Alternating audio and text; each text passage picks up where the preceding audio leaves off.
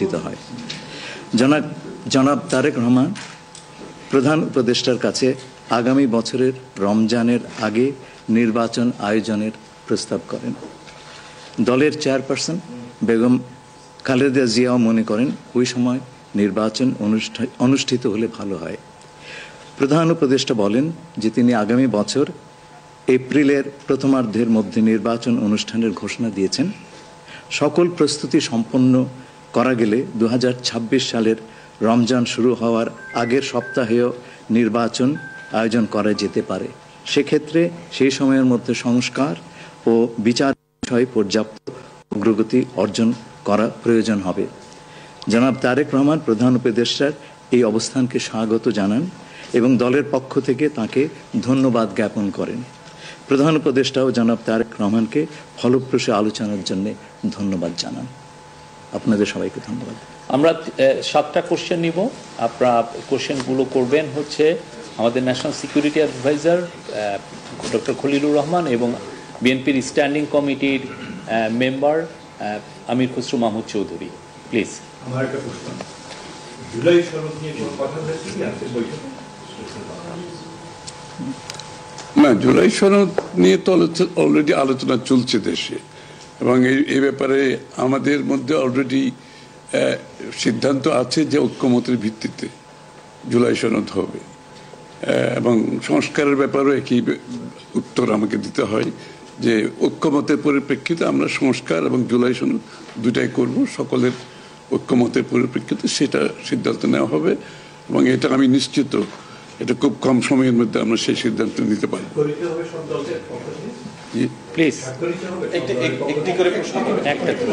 হ্যাঁ, ঐক্যমত যেখানে হবে স্বাভাবিকভাবে ঐক্যমতের পরিপ্রেক্ষিতে যে সিদ্ধান্ত হবে স্বাক্ষরিত তো হবেই, না হওয়ার কোনো কারণ তো নেই।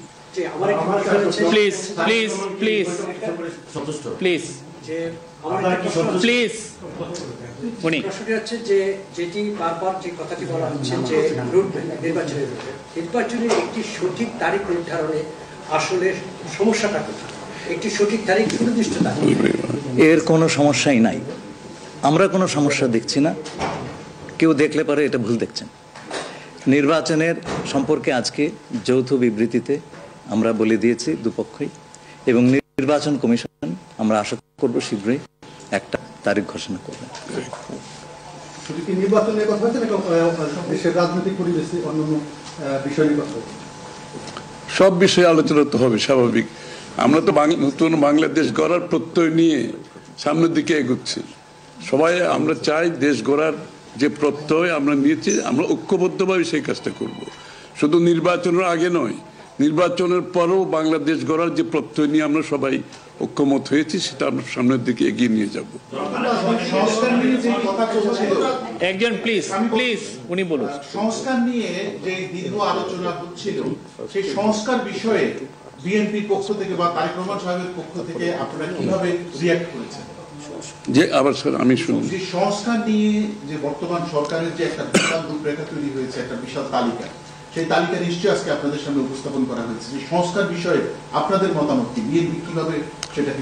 না, এটা তো পরিষ্কার। এটা এখানে না বোঝার কোনো কারণ নাই। বিষয়টা হচ্ছে সংস্কার। চিফ অ্যাডভাইজার সাহেব, তারেক রহমান সাহেব, আমরা সবাই একই কথা বলছি। যে বিষয়গুলোতে ঐক্যমত হবে সেগুলোতে সংস্কার হবে, তাই না? তো সংস্কারের বিষয়টা একটা চলমান প্রক্রিয়া। এমন না যে আজ সব সংস্কার এখন শেষ হয়ে যাবে। এটা নির্বাচনের আগেও কিছু সংস্কার হবে যেখানে ঐক্যমত হবে, আর নির্বাচনের পরেও সংস্কার অব্যাহত থাকবে। কারণ আমরা যেই দেশ গড়ার প্রত্যয় নিয়েছি, সংস্কারের প্রয়োজনীয়তা সবাই অনুভব করছে এখানে। সুতরাং আগে পরে সংস্কার চলতে থাকবে।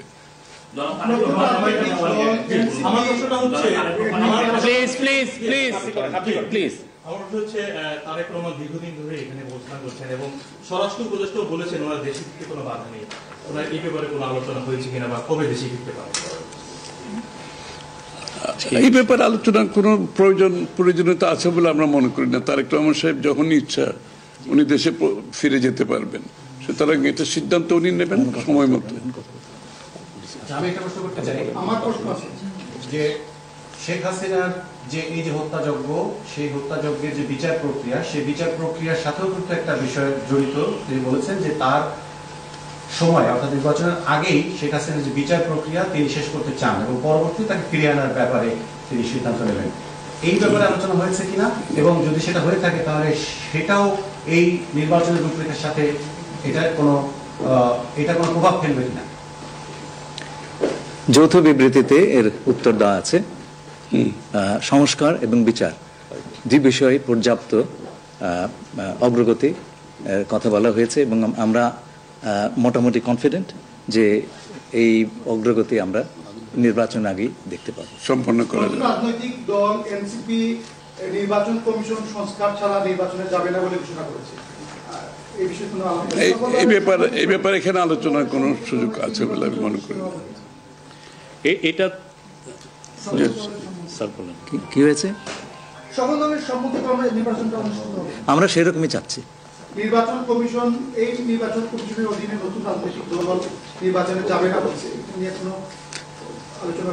এটা ওনাদেরকে জিজ্ঞেস করেন। এটা যার প্রত্যেকটি দলের নিজস্ব মতামত আছে, তবে আমরা সকলকে নিয়ে নির্বাচনটা করতে চাচ্ছি। আচ্ছা, তাহলে কি আমরা বলতে পারি যে এপ্রিলে যে ঘোষিত যে নির্বাচনের রূপরেখা, তাহলে সেখান থেকে সরকার কিছুটা সরে আসতে চাচ্ছে বা আসবে? যৌথ ঘোষণায় এই বিষয়টি সুস্পষ্টই বলা আছে। আপনারা শুনেছেন, যদি সকল কাজ সময় মতো আমরা করতে পারি এবং বিচার ও সংস্কারের ব্যাপারে পর্যাপ্ত অগ্রগতি হয়, তাহলে নিশ্চয়ই সেটা করা যেতে পারে। এখানে আমি একটু অ্যাড করি যে ইয়ের সাথে, যে মিটিংটা প্রথমে আমাদের দুই সাইডের ডেলিগেশনের সাথে হয়েছে এবং পরবর্তীতে 1-to-1 ওনারা দুজনে দীর্ঘ সময় আলোচনা করেছেন। আপনারা কি সন্তুষ্ট কিনা? নিশ্চয়ই সন্তুষ্ট। শুধু আমরা তো বলছি নির্বাচনের আগে নয়, নির্বাচনের পরও দেশ গড়ার ক্ষেত্রে আমরা সবাই একসাথে কাজ করতে হবে, নতুন বাংলাদেশ করতে হবে। আর সন্তুষ্ট না হলে তো যৌথ ঘোষণা আসবার কথা নয়।